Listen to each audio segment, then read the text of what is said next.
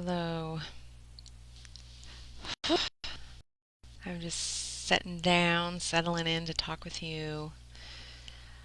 I'm busy talking to a lot of people and trying to be mindful of my own personal resources, still finding ways to be inspired and getting out of my head and moving my body.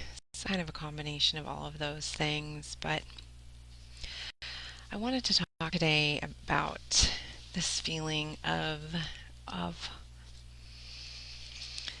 I'm calling fatigue.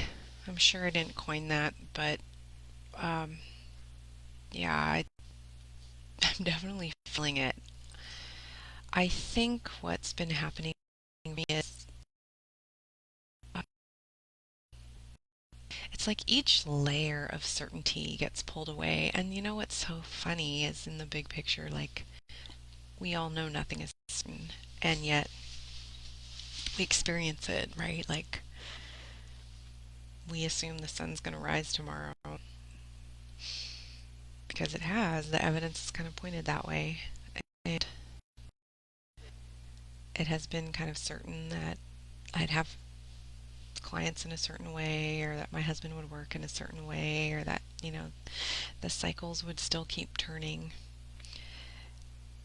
But things aren't moving the same ways that they were before.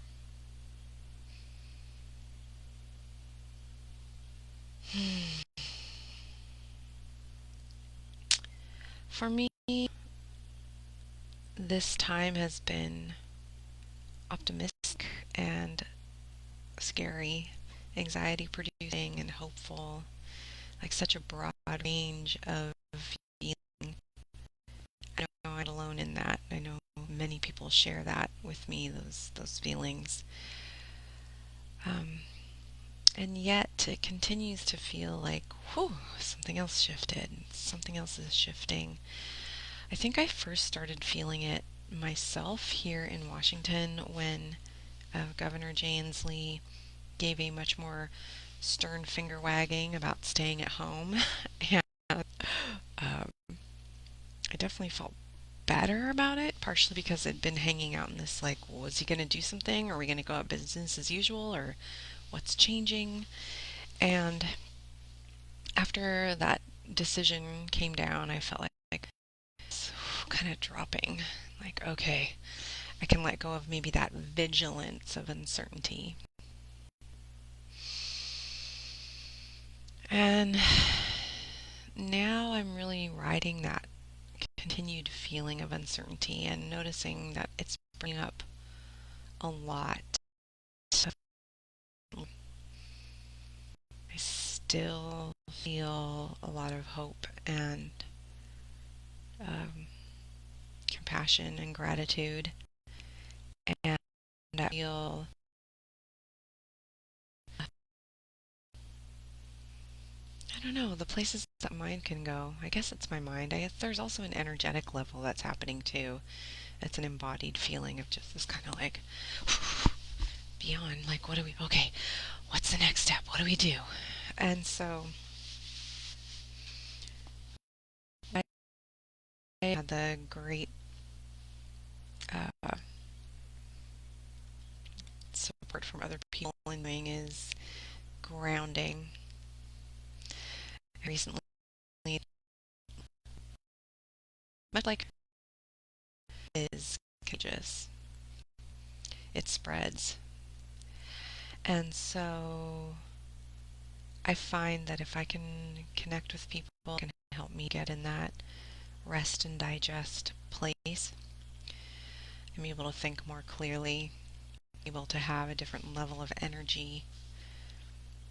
But I'm also noticing that my capacity is not as broad as it used to be. So I can drop into more of that grounded place and do more of the planning and thinking and dreaming and hoping, taking action.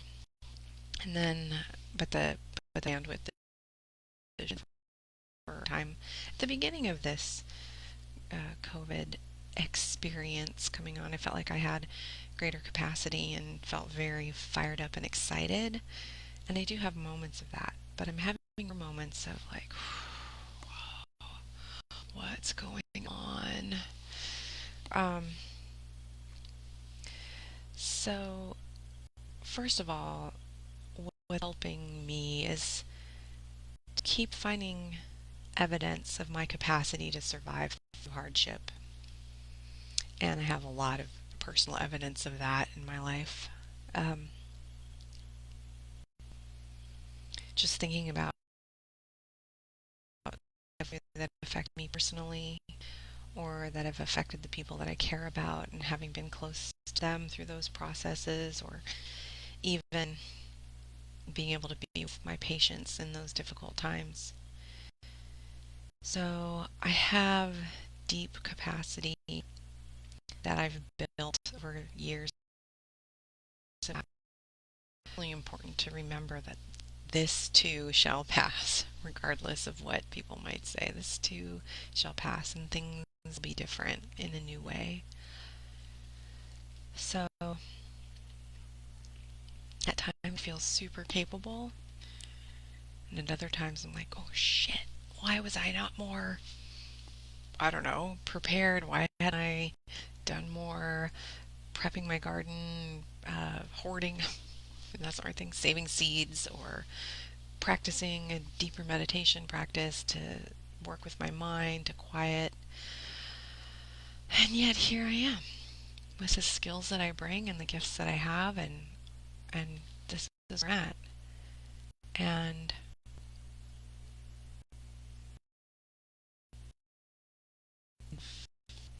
feeling grief. I am not alone in that feeling. And I don't even know that it's important to pinpoint the grief is coming from, because there's a lot of places that are triggering that feeling. Um, but I'm feeling it. I guess a couple different ways I'm feeling it is the overtness of the value of our human lives within our greater governmental picture. I find it really inhumane that really we all are only defined by being parts of an economy, and that the greater human family in our country and abroad is not being considered. I think part of the grief comes from me thinking about my fellow nurses and other healthcare providers that are um, dealing with some really painful experiences, having spent time at bedside with people dying or going through really painful transformational experiences. Your healthcare providers feel that to feel that. We do our best not to take it home, but it's in our bodies. We care deeply. Providers out there that are probably throwing themselves into the fray 100%.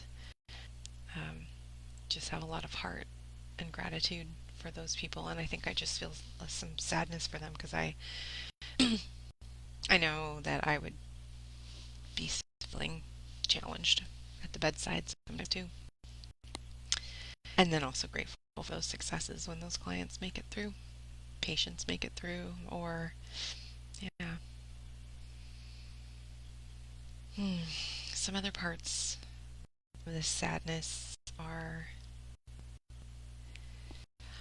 I think, hearing some of the fear that other people have. Like, personally for me, I'm not particularly scared of looting and riots and things like that, and maybe I'm naive, or maybe, I don't know, that's just never been my orientation. But knowing that there's people that are thinking that and acting in that way, it's just adds this layer of fear and also this layer of sadness, like we've lost our connection to our humanity again, that we can't think of ways that we would support each other. Instead, we'd think of ways to skip out or pretend like the other is not part of the human family too.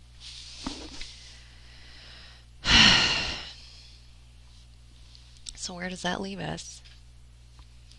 Hmm.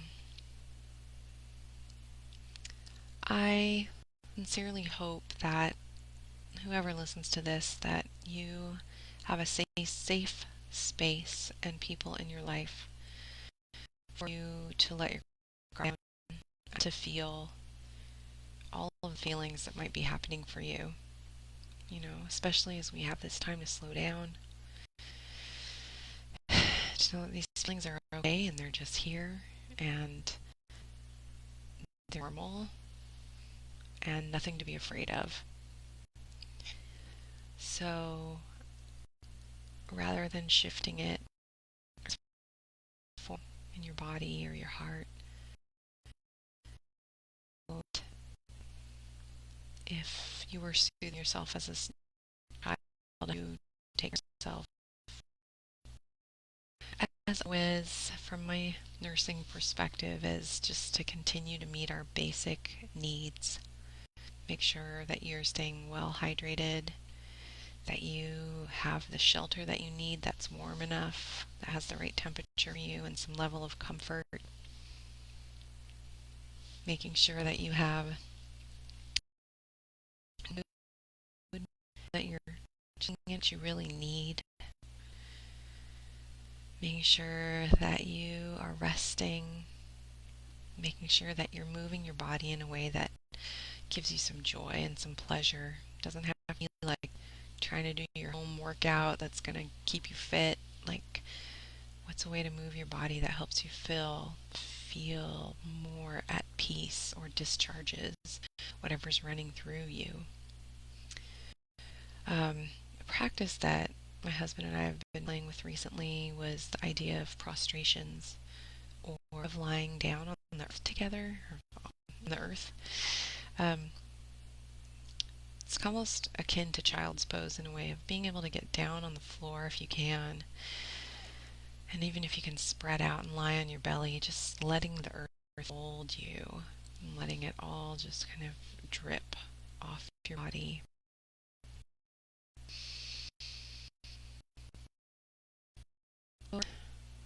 I am going to follow my own instincts of this kind of quiet and remember all the times that I have surfed through uncertainty in the past.